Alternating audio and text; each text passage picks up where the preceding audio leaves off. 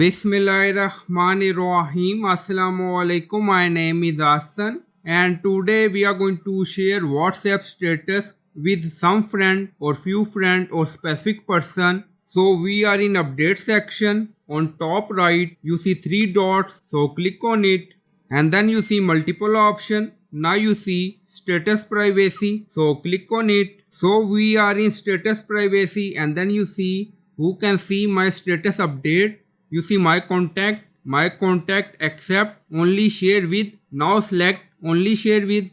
We selected this option, setting updated, and then you see 0 included. So we are going to include some friend, and only that friend will see my WhatsApp status. So click on 0 included, so click on it, and then you see share status with.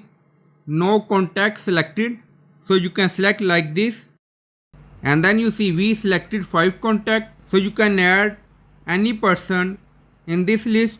Now you see tick icon, so click on it, and then you see setting updated, only share with 5 included. So in this way you can add status privacy and share your WhatsApp status with few friend or some friend. So it's up to you. So I hope you like this video. Please like, comment, share, subscribe. Thank you for watching.